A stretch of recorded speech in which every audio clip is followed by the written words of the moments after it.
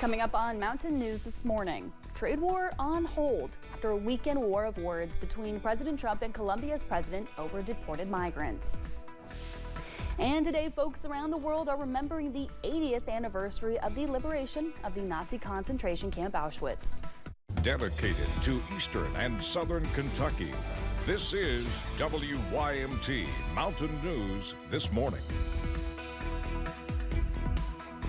Good morning. Happy Monday, Mountain family. My name is Amelia Lee. On this beautiful Monday morning, January 27th at 5 o'clock. It's also time to check on in with meteorologist Megan Dusmal for a look at the forecast this morning. And Megan, I've got my flowers on because I am excited for all of that spring weather that I hope is coming soon. I know it's January, I'm aware, but I'm still excited. Well, you're in luck though, because those temperatures are warming up as we're heading into this week. You know, maybe feeling a little bit more spring-like as we're heading into the next couple of days.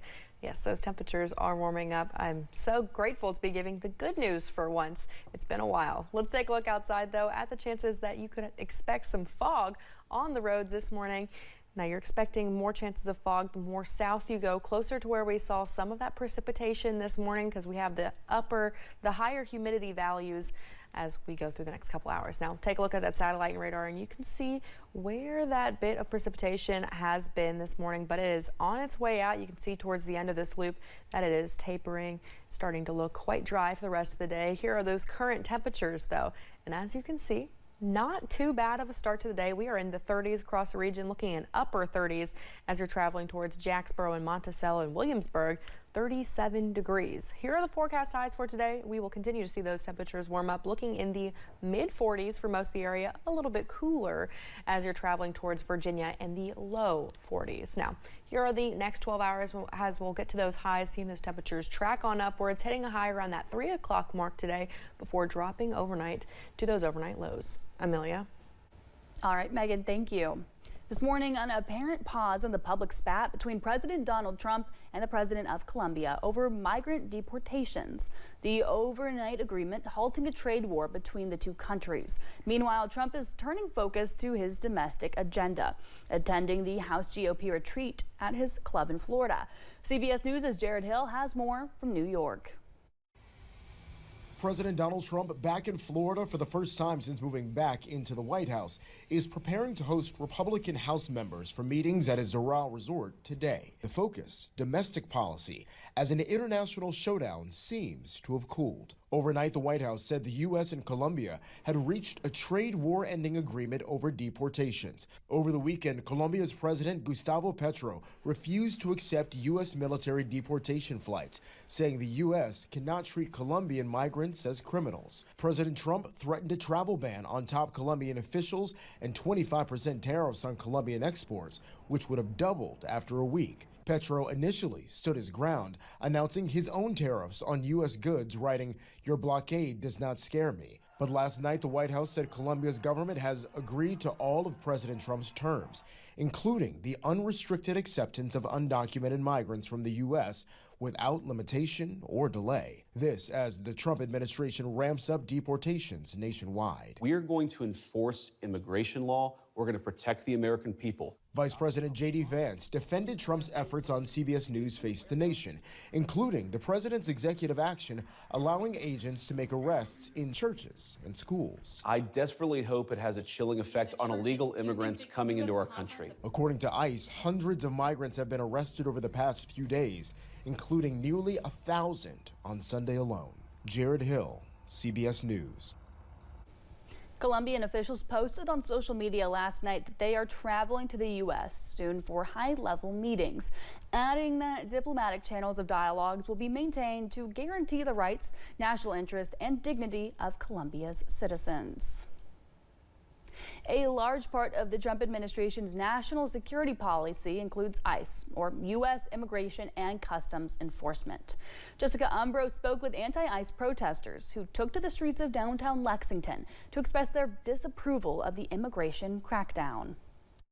Our voices matter. Our rights matter. What started as dozens of voices, People shouldn't be walking around in fear or be scared to go anywhere. turned into hundreds walking around downtown Lexington to protest against immigration and customs enforcement, or ICE, presence in Lexington and across the country since the beginning of President Donald Trump's second term. We make America great again. Protesters marched with a clear message. Wherever you try to kick us or they're trying to put us in one bubble, we're always going to be everywhere. Protesters I talked with say that they're hoping to get a message of unity out to the community of Lexington and to lawmakers. This is U.S. Representative Andy Barr, who does represent much of central Kentucky, says that he will continue to back immigration policies set forth by President Donald Trump. ICE is engaged in law enforcement operations to keep our country safe from criminals, people with ties to terrorists, and individuals who have open, active investigations into them for criminal behavior, including child rapists. So the protesters, hopefully downtown, are just mistaken about what they're protesting. But for well over an hour, protesters looped around the courthouse, down to Triangle Park, and past Thoroughbred Park, making their voices heard. We are not going to be silent. You might don't like us, you might don't want us, but you're going to respect us. In Lexington, Jessica Umbro, WKYT. Representative Barr did say he will continue to support legal immigration, including temporary work programs for both agricultural and non-agricultural workers, and what he says are legitimate asylum claims. President Trump fired the inspectors general from more than a dozen federal agencies Friday night. Inspectors general serve as independent watchdogs within agencies who investigate and disclose fraud and waste. The firings paved the way for Trump to install his own picks overseeing the agencies. Federal law states the White House must give Congress a 30 days notice before an inspector general is fired. Senate Judiciary Chairman Chuck Grassley and Majority Leader John Thune both said Congress was not given a notice or any explanation from the White House. Meanwhile, overseas, South Korean prosecutors indicted the impeached President Yoon on insurrection charges over his declaration of martial law, a move that plunged the country into political turmoil. The president, who has denied wrongdoing, was placed in custody earlier this month. He could face life in jail or the death penalty if convicted, although South Korea has not executed anyone in decades. Today is International Holocaust Remembrance Day. A solemn ceremony is taking place in Auschwitz, Poland on Monday. Delegations from around the world will join with citizens to mark the 80th anniversary of the liberation of the Nazi concentration camp.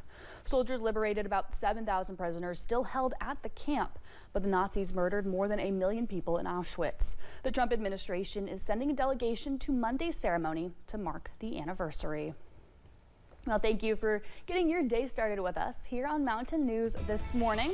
When we return, a coffee shop overseas is giving people with disabilities the chance to find the job of a lifetime.